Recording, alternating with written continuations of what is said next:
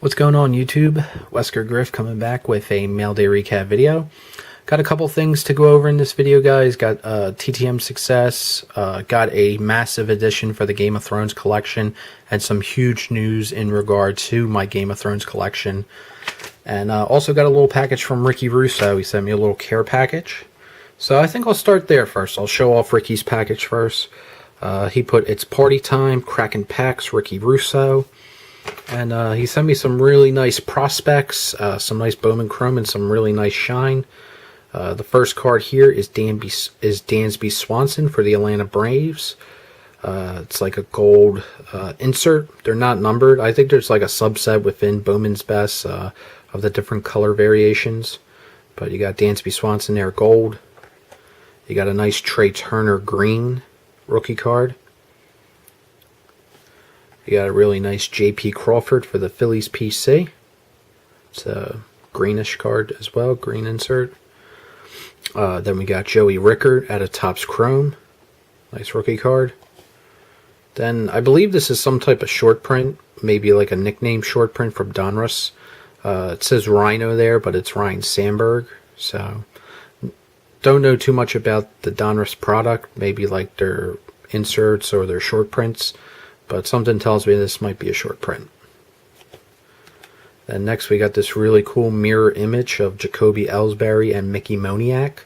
So some really nice shine there. Nice card for the Phillies PC. Might send that off to get graded. It looks real sharp. Then next we got Lucas Giolito out of Bowman. Then we got TTP, Joel Embiid. So the Sixers draft is on tonight. I'm filming this right now, Thursday afternoon. So we'll see who the Sixers take. But really looking forward to next year with all the young guys that they got on the squad. Then next we got Miguel Franco, Future Stars. I don't know about that. He's really struggling right now. They were talking about sending him maybe down to AAA. And then next we got J.P. Crawford, nice Bowman. I'm hoping he gets called up this year. I mean, the Phillies are probably going to be one of the worst teams in the National League. They're struggling so bad, and I really want to see some of these young kids come up, like Nick Williams, J.P. Crawford, Jorge Alfaro. I mean, let the young kids, let's see if they can play. Let's see, what they're made of. But, well, maybe after the All-Star break when they dump a couple of players, who knows? We'll see. And then next, on to the TTM success. Speaking of the Phillies, this is out of Sacramento, California. It's coming back from former Phillies pitcher Brad Brink. So he signed this 92 Donruss in black. Came out really nice. And then he signed this Myco custom card, the Philadelphia Signature Collection. And the cool thing is he actually filled in the back here. Brad Brink Phillies, and then he dated it. So that is pretty cool. So nice success there from Brad Brink. And then next, on to the Thrones pickups. Both of these cards I've had in for a month. When Season 6 launched, went live, a seller listed this and I just picked it up immediately. It was a cheap lot. They're two of the lower end cards from Season 6. One is Paul Bentley, who plays the High Septum. And the other one here is Robert Imaro, who plays young Ned Stark. So, really wanted to add this card to the collection, because he doesn't have any autographs outside of Season 6, so it's nice to add him. So just picked those two cards up because it was cheap. And last but not least, this card that I'm going to show you is the final card I need for the Season 3 set.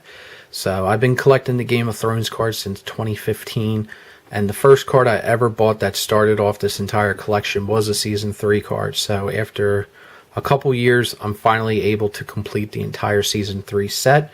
It took a really long time. It was really difficult. Some of these cards were really tough to track down. And this card in particular was one of the toughest cards. Probably one of the most expensive cards in the set. But the card normally sells in the 120 to 140 range. And this particular seller had this card slabbed by CGC. So that pretty much scared off a lot of collectors or potential buyers, because From my collecting experience and from what I've seen over social media and even eBay and the sold listings, a lot of non-sports collectors don't really care about grading. And if a card is graded, they might lay off because most of the time the seller will charge a premium. And this seller charged a premium. He must have relisted this card like 5 to 10 times. And finally, he lowered it to a reasonable price. And this card actually undersold for what it normally sells for. Because, in my opinion, the slab scared off a lot of people. But enough talking. Let me show off the card. It is Una Chaplin. 2013 Rittenhouse Archives. The final card I needed. She plays Lady Talisa, Robb Stark's wife.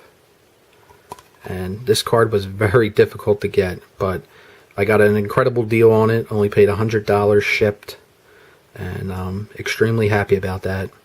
And I picked this up maybe like 4 weeks ago. It took the seller a little while to ship it out, but I finally did get it, and really happy about it. So I'll be doing a separate video where I show off all the Season 3 cards, so please stay tuned for that, because it was a lot of effort to track down all those cards, and it was difficult, but it is very rewarding when you get the last card in. It's a great feeling, and I know most set collectors know what I'm talking about when I say that, but when you finally get that last card in, it's all that hard work finally paid off. Okay, so that's all I got for the pickups. Next, I just want to do a quick response for Indies Gale 38. She had a little Star Wars contest that she's doing where we talk about our Star Wars fandom, and I promised I would make her a video response, so I'm going to include it in here. She wants to know who our favorite character is. My favorite character is a mix between Boba Fett for the original trilogy, that being A New Hope, Empire Strikes Back, and Return of the Jedi. So he's my favorite character from the original trilogy. And my favorite characters from the prequels would have to be Obi-Wan Kenobi. Awesome character. And my favorite character from the new trilogy, I don't particularly have one at the moment. I would probably lean towards Rey, but we're going to have to see where her character progresses in the new films in Last Jedi and Episode 9. But other than that, yeah, Star Wars is like a huge thing. You know, I grew up in the 90s, so we had the prequels, and, you know, the special edition original trilogy was also released, so I got to see those in the theater. I've seen every Star Wars movie in the theater. And, you know, if you look at the top 10 all-time grossing films, I think there's like 3 or 4 Star Wars movies that are in there. So, you know, it's American pop culture. Pretty much everyone has seen the films. And it's just, it's like Coca-Cola. I mean, pretty much everyone knows what it is. So, big fan of it. Here's some of the other pops that I have, some of the other Star Wars collectibles from Star Wars Rebels. Rich sent me this Grand Admiral Thrawn. Then from Rogue One, which was the newest film that came out, Captain Cason Andor. And then from Force Awakens, you got General Hux. So those are just some of the pops I got. My favorite film out of all of them is The Empire Strikes Back, which is Episode 5, the one from 1980. That's definitely my favorite one of all time. So there you go. So thanks Indies Gal for the little contest. Appreciate it. And thanks guys for watching. Thanks again, Ricky Russo. And I hope everyone out there is doing well. Take care. Thanks for taking the time to watch. Peace.